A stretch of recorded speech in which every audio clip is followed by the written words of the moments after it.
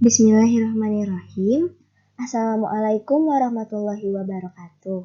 Perkenalkan, nama saya Ivanka Salsabila Nurhadi, NPM 10060319004 dari kelas Farmasi A.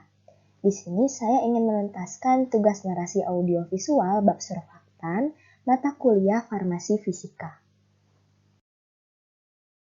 Soal pertama ialah jelaskan prinsip dari HLB. HLB ialah singkatan dari Hydrophilic Lipophilic Balance, yaitu nilai untuk mengukur efisiensi sebuah surfaktan. Semakin tinggi nilai HLB surfaktan, maka makin tinggi pula nilai kepolaran dan semakin hidrofil. Sebaliknya, makin rendah nilai HLB surfaktan, maka makin rendah pula kepolaran dan semakin hidrofob.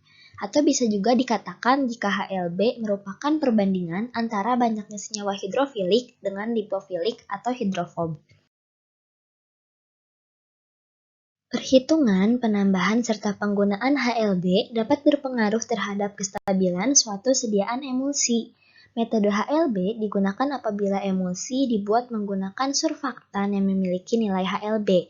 Contohnya yaitu twin dengan sifat hidrofil dan span dengan sifat lipofil.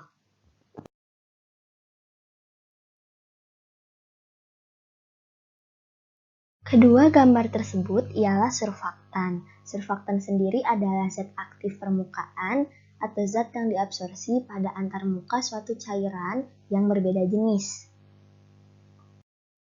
Bisa dilihat dari gambar mulai dari yang paling kiri, surfaktan itu bersifat amfifil. Jadi jika gugus hidrofil, itu kepalanya akan lebih besar dan cenderung di fase air seperti di gambar. HLB-nya pun akan tinggi. Untuk gambar yang di tengah ini itu berhubungan dengan pengertian umum surfaktan yang menyatakan bahwa surfaktan itu akan selalu ada pada antarmuka suatu cairan apabila jumlah gugus hidrofil dan lipofilnya seimbang. Nah, surfaktan di sini terletak di antara air dan minyak menunjukkan bahwa konsentrasi gugus hidrofil dan lipofilnya itu seimbang. Untuk gambar di sisi kanan dapat dilihat bahwa ekornya itu lebih panjang, menunjukkan jika gugusnya itu lipofil. Nah, gugus lipofil ini cenderung di fase minyak, jadi HLB-nya rendah. HLB yang sesuai dan seimbang itu adalah HLB yang ada pada antarmuka. Nah, untuk mendapatkan surfaktan berada di antarmuka cairan, kita harus bisa menghitung HLB yang tepat.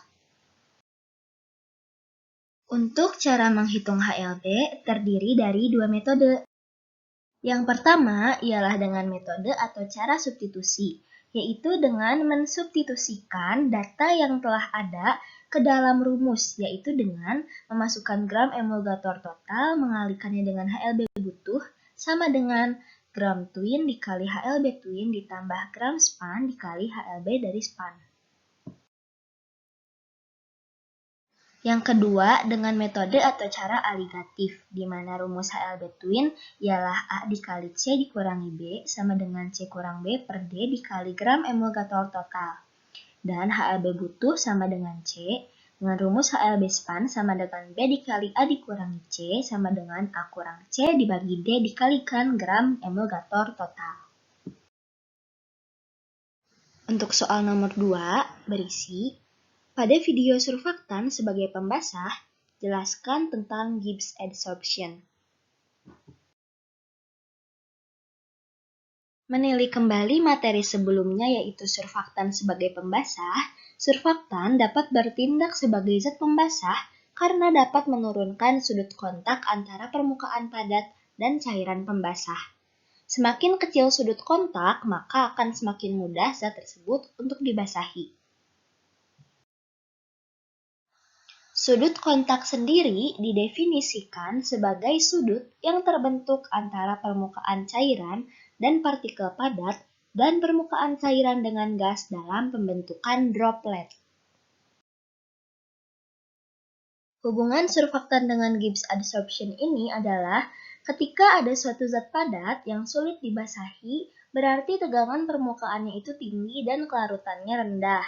Nah, untuk meningkatkan kelarutannya itu dilakukan penurunan tegangan permukaan dengan penambahan surfaktan. Saat tegangan permukaan zat itu menurun, zat tersebut nantinya dapat dibasahi, kemudian terlarut.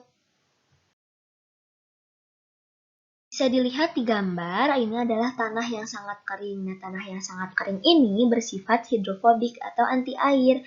Hal ini disebabkan oleh mikroorganisme atau dekomposisi bahan organik yang akhirnya menyebabkan lapisan lilin di permukaan tanah. Sehingga ketika air ditambahkan, penyerapannya akan sangat buruk atau kurang akibat adanya lapisan tersebut dan membutuhkan bantuan zat pembasah tanah untuk menyuburkan atau mengembalikan kemampuan penyerapannya. Salah satu fenomena deep adsorption ialah penyiraman tanah atau tanah yang kering dengan air sabun. Nah, air yang dicampur surfaktan lalu disiramkan ke tanah kering ini, nantinya bagian ekor surfaktannya atau gugus lipofilnya ini akan berikatan dengan gugus lipofil yang ada di tanah atau di permukaan tanah. Nah, gugus hidrofilnya atau si kepalanya itu akan berikatan dengan air karena dia hidrofilik. Sehingga nantinya sudut kontak antara tanah dan air akan mengecil. Sehingga nantinya tanah kering yang disirami sabun atau disirami air dicampur surfaktan ini akan lebih mudah menyerap zat hara atau air karena kemampuan penyerapannya akan meningkat akibat penambahan air dan surfaktan ini. Untuk soal ketiga ialah jelaskan tentang potensial zeta dengan aplikasinya dalam sediaan suspensi. Pertama, definisi dari potensial zeta ialah parameter muatan listrik antara partikel koloid atau perbedaan potensial antara lapisan yang terikat kuat dengan daerah netral listrik.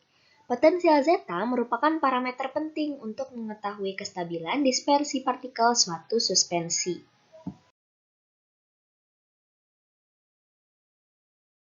Dalam praktek elektroforensis, potensial zeta diukur dengan menerapkan medan listrik di seluruh larutan. Nantinya, potensial zeta akan bermigrasi menuju elektroda dengan muatan berbeda, di mana kecepatannya sebanding dengan besar potensial zeta. Dalam medium polar, ikatan koloid dengan air sangatlah kuat, sedangkan dalam medium nonpolar, koloid akan stabil karena adanya fenomena hidrasi. Nilai potensial zeta mempunyai sifat berbanding terbalik dengan interaksi partikelnya. Makin tinggi nilai potensial zeta, maka makin rendah gaya tarik-menarik antar partikel, lalu makin kecil nilai potensial zeta, maka makin tinggi gaya tarik-menarik antar partikelnya, sehingga terjadi flokkulasi dan pada akhirnya suspensi dikatakan tidak stabil. Nah, potensial zeta juga mengatur derajat tolak-menolak antara partikel terdispersi yang saling berdekatan dan atau bermuatan sama. Jadi apabila ada zat atau partikel lain yang berdekatan, lalu potensial zeta diturunkan, nantinya gaya tolak-menolaknya akan melemah. Hal ini nanti menyebabkan partikel lama-lama akan mengendap dan akhirnya flokkulasi pun terjadi. Flokkulasi sendiri ialah peristiwa terbentuknya kelompok-kelompok globul yang posisinya tidak beraturan.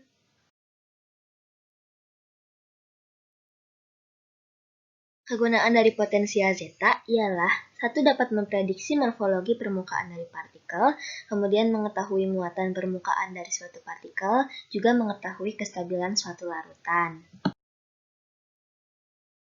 Penerapan potensial zeta pada industri biasanya dispersi koloid untuk kosmetik, tinta pewarna, busa, dan bahan lainnya.